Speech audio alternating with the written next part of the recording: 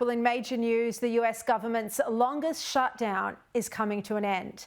8 Democrats broke ranks to put the crisis to its final end. And joining me now, Sky News contributor Kosha Gada. Kosha, I mean, this has been a crisis to say the least. Over 2,000 flights cancelled on Sunday alone.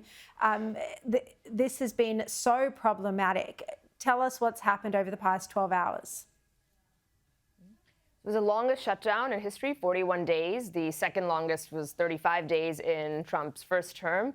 Probably no coincidence there because it's a very divided government and people have dug in. I think the issue here is, as you say, it is the Democrats ultimately that had to quote unquote cave, and they did. Those 8 of them broke ranks. They represent moderate to, in some cases, even slightly right-leaning constituencies, so they are more vulnerable politically, and that probably is what ended up causing them to defect from their ranks over there. But that doesn't mean that the Republicans didn't get out scot-free, because things like air traffic control shortages and other things, and it was starting to hurt the everyday person, and then healthcare subsidies, that was one of the sticking points in this fight.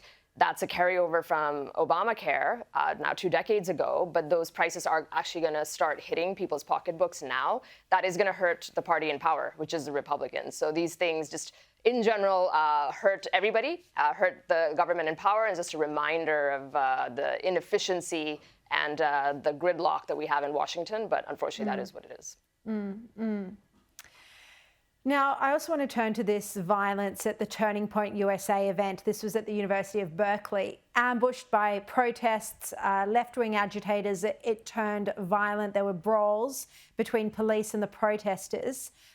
Let's have a look at this, because attendees of the Turning Point event were also heckled.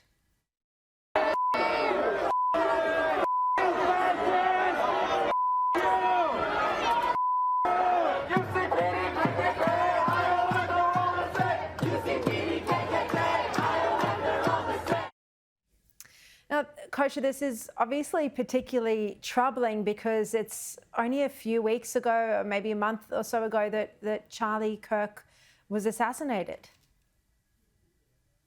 It is. It definitely puts a different light on this. I think it was 2 months ago, and the wound is still fresh in everybody's minds. And, you know, people will say that, okay, it's free speech and you have the right to protest, as vile as some of those comments were. And there were racial epithets and, you know, calling Turning Point fascist, and other people went on camera and talked about how vile Charlie was and all the rest of it. But when obviously it turns violent, that's an issue. The other bigger story here is that the reporting is that it was Antifa organized again. That, of course, is the organization that the Trump administration has designated as a domestic organization, which opens up other statutes, potentially going after sort of criminal, at the civil level, criminal conspiracies of how they organize. And the fact that it's not a both sides problem. These assaults tend to be really coming more from one side against the right side of politics for the most part. And so that's the thing that I think will be interesting. And Harmeet Dillon, who's the head of the Civil Rights Division in the U.S. government right now in the DOJ, is the one who's actually, she sued in her private capacity Berkeley before for allegedly not being prepared enough and equally prepared to defend attendees and guests of conservative events as opposed to other speakers. And it sounds like she's alleging that that's potentially what may have happened here, again, because they had advance notice about this, and were they deliberately underprepared to prevent this kind of thing from happening. So she and her department are investigating that, and we shall see how that unfolds.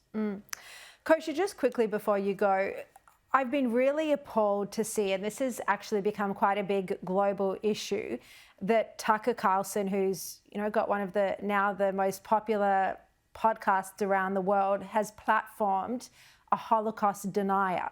Now, normalizing those views. Now, he hasn't been cancelled. Megyn Kelly just had him on her tour. This is really worrying to me, the normalization of this extreme hate.